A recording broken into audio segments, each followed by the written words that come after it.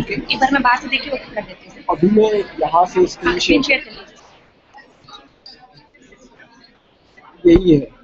हाँ तो सर ये आपकी स्क्रीन ये है स्क्रीन टू। नहीं, पहले वो स्लाइड ओपन कर लीजिए। अच्छा, मैं यहाँ जाता हूँ,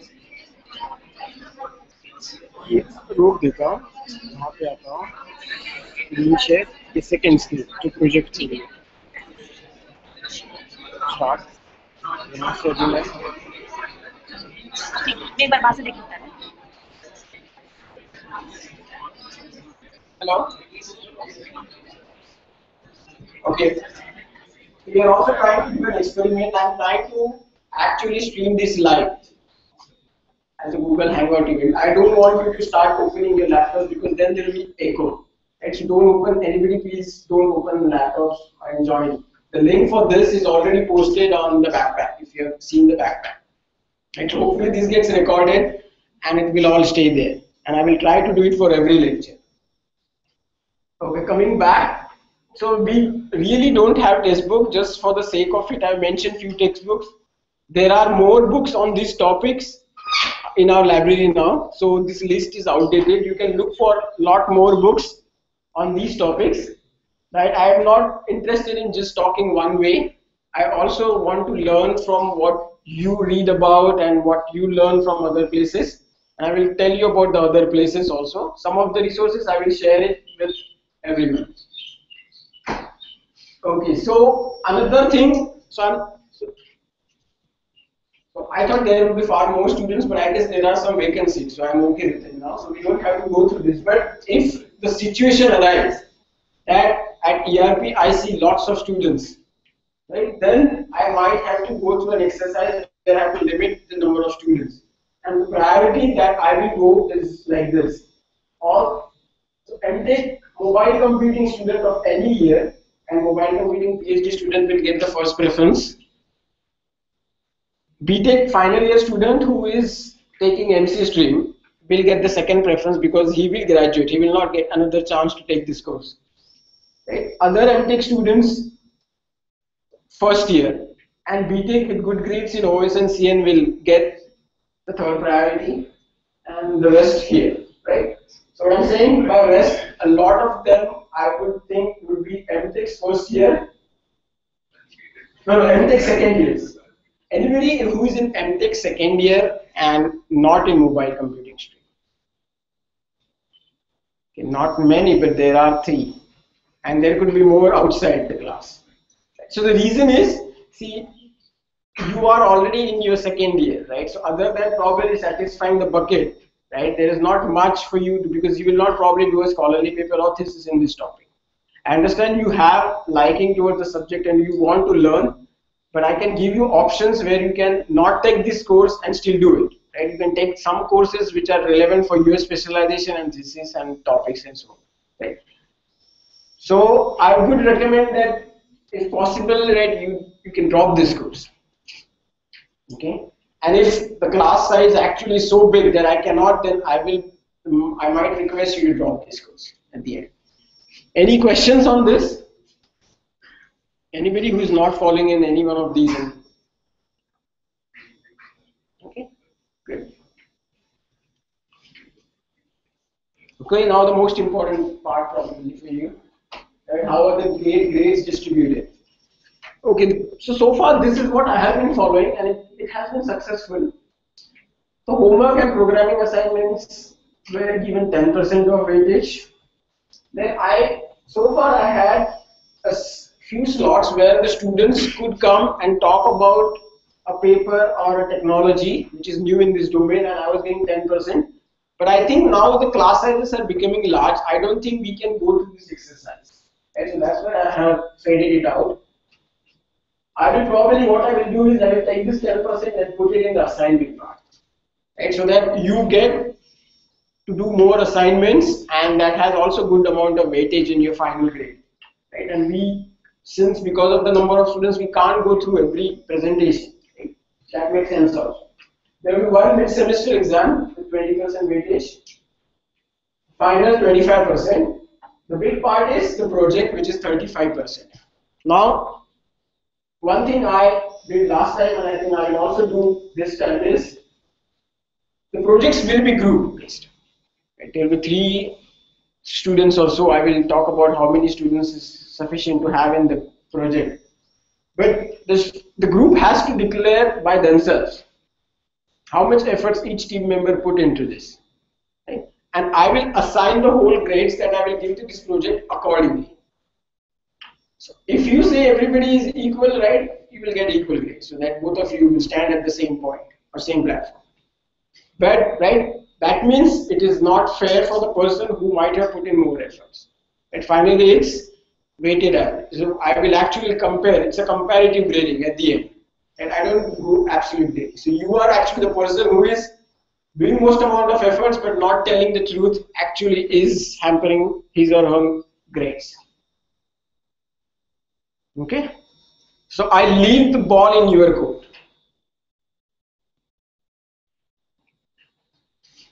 So final grade, as I said just now, is the weighted average and relative to the performance of the class. So it's all relative. I don't have absolute grading. There's no separation between UG and PG students. It's a one course 500 level. That's it. Right. So everybody is treated equally well. I haven't planned quizzes so far. As you can see, there's no weightage there also. Right. So I'm hoping you use the assignments to do the work, and you focus on midsem and final. Right? As you go into the higher level courses, right, you will see less and less of exams because the instructor will start trusting the students more for the learning part. Right? And it's an advanced course, so right, so you just remember that it's not something where you have lots of exams. Honor code, and this is right. Every semester, unfortunately, I find students violating this code. Right? So that's why I'm putting it. I wish I could just delete this slide at some point. So no copying. 1 grade reduction on the first offense of copying homework or programming assignments. So by homework I mean the theory assignment or any programming assignment. Right? Then fail grade on the second offense of repeating this. And direct fail if you use any unfair means for exam, which is midsem and final, or project. Project also. Project is not a programming assignment. It is because it has 35% weightage, more than the final. Right? If I have seen cases where students have just copied the entire project from online somewhere, right? And I could see that. Right? If somebody brings in a project, right, which is so polished, right, so professional, right, when there was nothing before, and I could see that, and just do a Google, and I can see where it came from. Right? So make sure that you don't copy the project as well. Okay, so let's move. So why a course in mobile? Because I think this is the first question you should also ask. Why I'm taking this course? Why do I have to learn anything about mobile? This has now emerged as truly pervasive, affordable information and communication ICT platform in the last decade. Right? There is no doubt about this. Maybe very soon we will not have that many desktops. Maybe soon we will not even have that many laptops. Right? But the tablets and the mobile phones, and now what we call wearables. Right? A lot of wearables will very start soon coming into your lives. These are all mobiles. These you can very easily have on your body and carry around. Right? So if you don't learn this platform, it will be very hard. Another thing I have seen is most of our good students from the BTech who are graduating, they are writing on our LinkedIn that I'm a mobile developer at so and so. I'm a mobile developer at LinkedIn. I'm a mobile developer at Zomato, at SlideShare, right? So they write this now. So most of the jobs also are in this. And that will separate you from the people who have 10 years or 5 years of experience. When you graduate with this knowledge, right, you go and you contend for jobs where there is not much competition. Because not many people know this. But now what is the reason for learning? Why not just learn something from the desktop and use it here? The difference with this platform is it still has a different CPU, a lower CPU, little less memory. Communication bandwidth is it's not good. It's choppy. Like you see the 3G, even if it is 3G, it's not as good as the wired Ethernet. Energy, it's limited very much in terms of battery. And the battery technology is not improving as much as we want. right? Because your phone will become bulky, you won't be able to carry it. So with all that, you have to write in a way where, right, it will satisfy all these requirements. Now today, if you write a program that is continuously doing some while loop, it's okay, and you don't care about battery. But if you take the same program, put it on a mobile phone, and let it run all the time, first of all, your phone calls will not come, right? Because this guy is continuously taking the CPU. Second thing, it will finish the battery, and you actually are keeping the phone. First thing is to receive phone calls, right? So writing programs actually is really different on this platform. And that's why they have different operating systems and they have different programming languages. Although the flavors are the same, but there is significant difference in the OS and the language. Now, what inspired this course was, I think the first one that came up was at Stanford.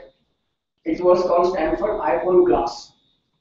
Right? This was when iPhone came for the first time in like 2006 or so, or 7. Right? This was the most popular course.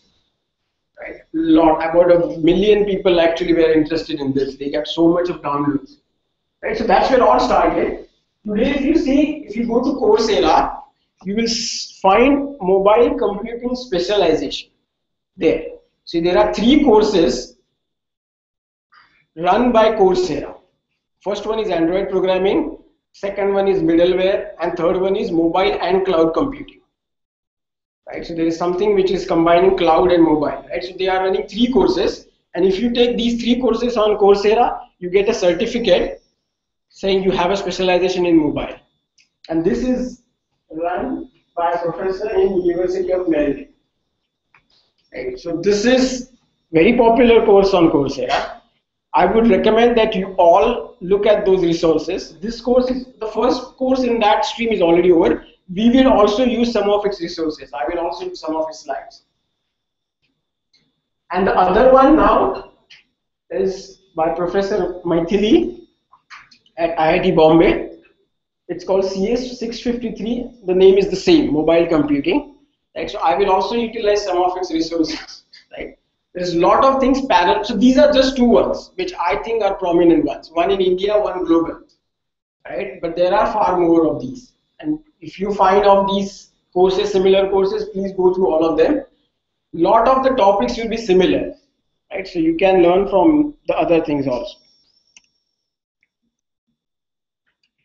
One thing, just to clarify, this course is not just about Android programming. There is far more than just Android programming for mobile. It's like saying I learned the entire computer systems by learning C. Right? It's, as you know now, that there is a lot more to computer systems, CSE, than just learning Java or C. Same thing applies here. It's not just Android. There's a lot of things other than Android going on. Okay, so no textbooks, right? Whatever I mentioned there are all reference books, and there are plenty of these in the library. You are free to refer any one of these, right? And so the important thing now what becomes is, I will give my lecture slides to you. Actually, I just now found out that this is also being streamed live globally, right? So all of these will be archived on YouTube. So these all will be available, right? But what I speak will go on those, right? It will not have that interaction. So because we cannot record what every student is saying or asking as a question. So for that, you have to be here, right? The classroom attendance cannot replace fully what you see on the recorded thing, okay? So another thing is, I also did similar experiments of recording my slides, and it's all available here, http on youtube/user/IITD lectures. So these are 4-year-old lectures. So not every lecture from that YouTube will be applicable now. But some of the lectures you can actually jump now and just look at all the topics right now. Okay? And I'm trying the Google Hangouts as we speak right now. Okay, so one difference just about networks and mobile. Okay? So networks, I think I took the course for most of you here. So it was studied on the topics which were discovered a quarter of century before. So whatever things I told you about that in that course were already discovered, right, written about and shelved on the bookshelves, right, 25 years back. I didn't talk anything new in that. There are millions of textbooks on this topic about networks, right? Everybody will have, every bookshop will have a book on networks, right? And mostly I was giving you the knowledge, right? It's you were absorbing it as much as you can, and that's about it. But in this course, right, smartphone is very live, right? What you have probably is latest, and you can actually experiment it with very quickly. If you do something new, you will actually come up with a new discovery in this. So I have posted a paper, if you looked at Backpack, about the 4 years that I taught here, and lots of new applications came out of this, research-wise also. Also, new companies got founded out of the things. So for example, the Visitors app, right? Then the Backpack app, they all got developed in this project for the first time, right? So you have, those of you who are interested in trying out new applications, creating new products, I recommend and encourage you to do that, right? So, and because the field is so changing, it's not the fault of the people who are writing the books. It's just that it is changing so fast. The day they start writing the textbook, by the time it is finished, right, it's all old, right? So that's the problem. Right? So you also please participate.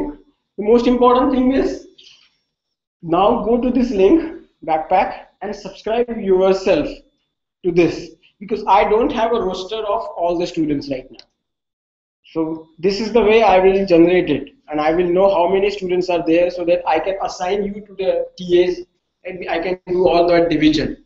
But right now I don't know it. So first thing for you is visit this, subscribe this for the mobile computing course. Okay, I know this is very early, but I still recommend that you start thinking about projects. Right? Don't get limited. Don't wait till you hear everything that I want to tell about mobile and then you think about a project. Right? Your idea could be very wild, right? Maybe even not possible to implement, but it's okay. Right? Just think about the new ideas, and I would like to hear your about ideas. It can be any operating system. It can be Nokia small Asha series phone. That's also okay, or it could be as good as iOS, Android latest, BlackBerry OS, anything. I will not talk about any of. I will talk about Android, but I will not talk about other operating systems. But you are free to do some learning on your own and develop your app in those things. Right? And your entire 35% of the project grade is not just your final demo or your final submission. I, I have divided it among a proposal. So you write a project proposal, I grade that. Then around the mid-semester exam time, you give me a demo, I evaluate that. So you have some prototype already up and running by that time. Then there is a final demo after your final exam, and you submit a report on your project. Right? So the whole 35% gets divided into this, right? So it's not a one-time effort. It's not like once your final exam is over, day and night, right? You just go through like this through a hackathon, right? Develop something and give it to me, right? That will not have that much of quality as this much would have, right? So go through it from today itself. Think about ideas, right? Talk to me about these ideas. I will guide you in that. And then at the time of proposal, you should have something solidified. So I have some Windows phones, little old, and some Android phones, but I don't have many, right? So I expect. So one thing is there is always a simulator on your laptop, right? So if you have a laptop or any desktop, right, you can install a simulator and run pretty much any of these operating systems there, right? But and of course, if you have a phone, and I think nowadays a lot of you do have programmable phones, you can use them. I encourage you to publish your apps. So this is now a very good incentive. You as a developer can compete with anybody in the world, and you don't need anything other than your laptop and phone. Like you just develop your app, publish it on the App Store, right? And so one of the apps that we develop has got 50,000 downloads so far, right? It's so popular. So I also encourage you to develop these apps. And if your apps get significant amount of traction, right? People are downloading it. So as a course coordinator, I will issue a certificate of appreciation, right?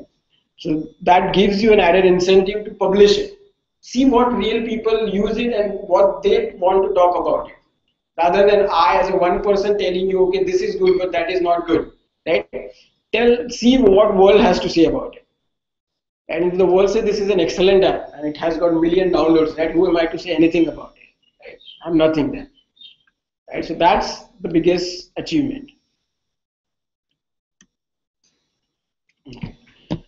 Any questions so far? I just been talking one way. Any questions that you have? Expectations that you have? What you want to learn about this? Let me ask one question now. What is the latest generation of networks that we are in terms of mobile? See, generation will stand for G. 4G. What is 4G? What is the technology in 4G? LTE, right? Okay, so what are all technologies you know in terms of networks in mobile networks? Just raise your hand and start one at a time. NFC. Right. What is NFC? What does it do? How is it different from other ones? What is so special about NFC? Why do we use it?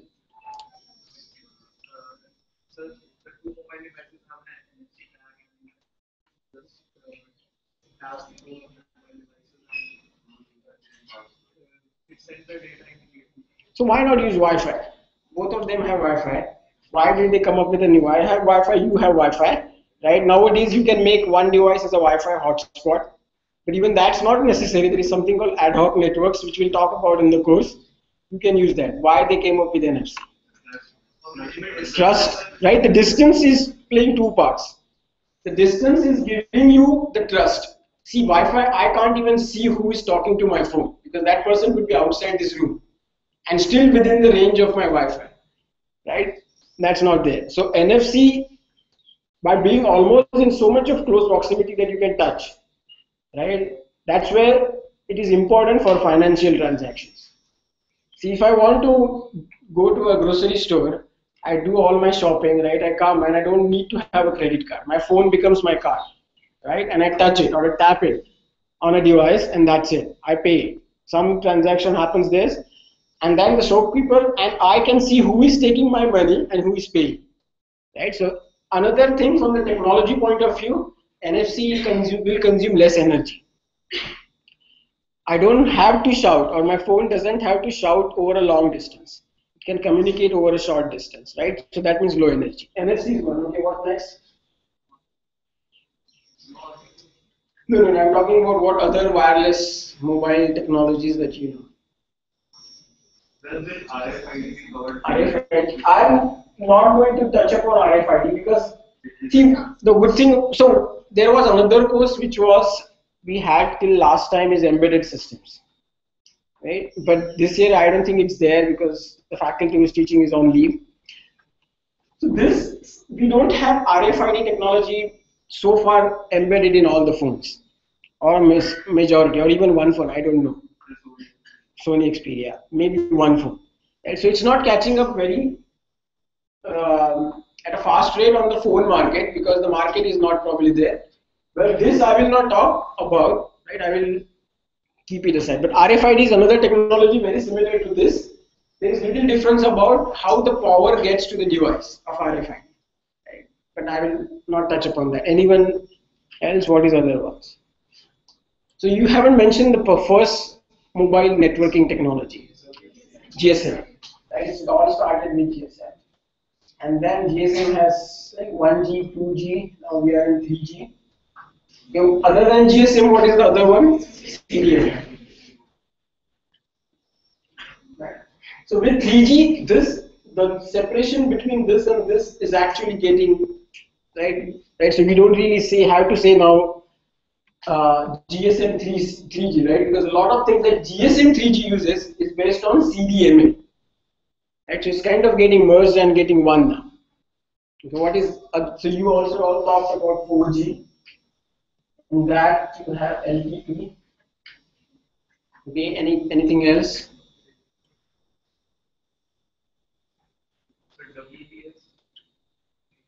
WPS. What is it? WPS?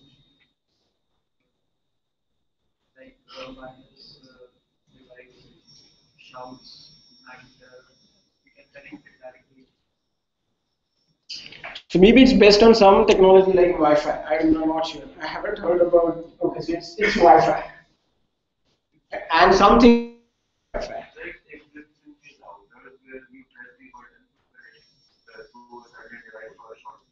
Okay, but it's the wire router means your Wi-Fi router. Okay, okay, right. So there is something on web. So Wi-Fi has got so many things, right? Different ways of doing it. Wi-Fi is also going through its own way of generation, 2G, 3G kind of, right? So Wi-Fi is there. What else? Bluetooth. Anything else? GPS. Okay, so it's not for communication per se, but it has some communication of its own. We don't use it as a user. We use all of these. GPS is one. What is so? Then in the old days there was something called infrared. And nowadays phone doesn't have infrared, but infrared was one. Anything else? This way you can actually use your phone as a remote also for watching TV. And if you had infrared, you can use that. Right? So these are the primary ones. And lot of these other technologies are there which were not able to compete with this one. So trust me, there are lots of other technologies. Every company come up with its own, and they compete with these, and finally these guys won over, and they are at the top. Right? Those who missed out, let they lag behind. So Zigbee. So this is still used in other things, but Zigbee was one of the primary ones which we thought. RFID also what you mentioned, right? It's trying to get into the phone market, but it's not there. Zigbee is the other one, right? There was another one which fully lost. WiMAX. Right? So WiMAX people thought I don't. So this was competing with 3G and 4G. In fact, 4G more. Right? 3G couldn't compete with WiMAX. WiMAX was competing with 4G. WiMAX is the main promoter of WiMAX was Intel. So they were pushing globally. Everybody used WiMAX. But finally, LTE with 4G won. Right? And we now are using 4G with LTE, not WiMAX. So you see, there are so many of these, right? I cannot cover everything. You see so many operating systems already there. I cannot cover all of these, right? But it's not even required. I will try to tell you the concepts which are common across all these and all those operating systems, right? So that if a new technology XYZ comes tomorrow, you can very easily learn about it and adapt it because you know its core concepts. So a surprising thing, the Symbian OS and Java AMI, its programming language, is almost similar to Android and iOS. There is hardly much difference between these two. It's just that one player was able to write it very nicely, the iPhone people, right? And the Android was able to bring it and make it popular very nicely with other manufacturers, right? They won, right? But technologically, everything started with Symbian. And today also it is equally competent as iOS. So today we'll finish a little early. We won't go all the way to 12:30. So for you, I'm giving this is as homework 0. So first thing you have to fill in about what kind of phone. So I am doing this study of every year. What kind of phones are there popular in the market? So I get a sample set here. Right, so I would recommend that you go to this Google Sheet. This slide I will post, so you don't have to copy the links. I will put this slide on Backpack, so you will get the link to this on Backpack. So fill in your what kind of phone or tablet you have in this spreadsheet, so that also you will know more about what you have.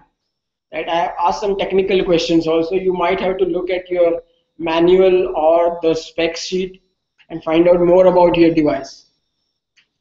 Very important, as I said earlier, is add yourself to Backpack today itself.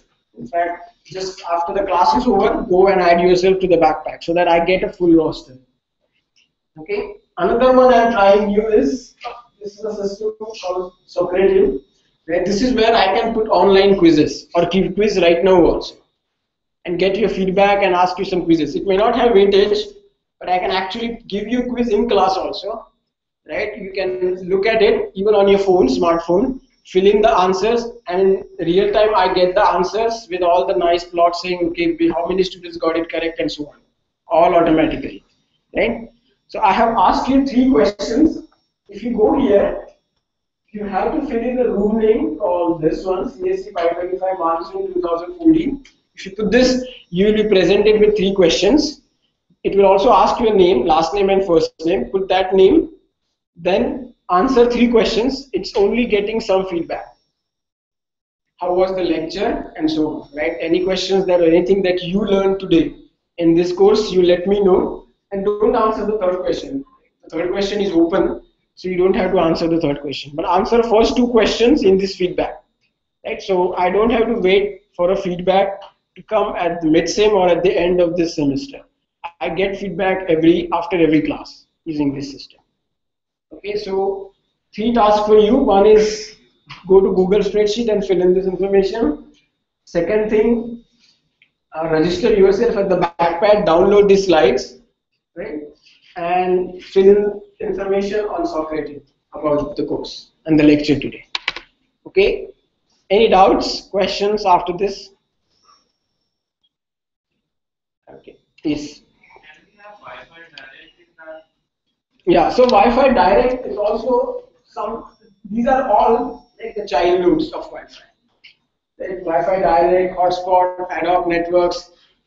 There is something now, it's called Wi-Fi HD. Everything is getting HD, so Wi-Fi is also getting HD. What it means is, very soon you will have within your home all the devices talking to each other on the data on Wi-Fi. Right? So you have a movie on your smartphone and you want to see it on your big screen, on your TV, right? You don't have to copy it, put it on USB, connect it there and all that, right? With just one swap, right, the whole thing gets projected on your TV. It does that, but this will now become very smooth. As in, you don't need one device of Chromecast and this, right? Everybody, all the vendors will adopt to this standard of Wi-Fi HD, right? And with this, all these devices will start talking to each other seamlessly. So that's Wi-Fi, right? Wi-Fi is getting very powerful. It is going into now about 300, 400 Mbps, right? Which is equal to almost what we get on wired Ethernet if we are sharing it. So very soon Wi-Fi will replace almost everything else. Other questions? Okay, so next class I will talk about what is mobile computing, what is pervasive ubiquitous computing. I will give you a vision which will last forever. This is something that is the final horizon where we want to reach, and all the research and everything and technology is going in that direction, right? So that you know finally what people are thinking about. And then I will talk about the technologies which will take us to that horizon. Okay? So let's stop here.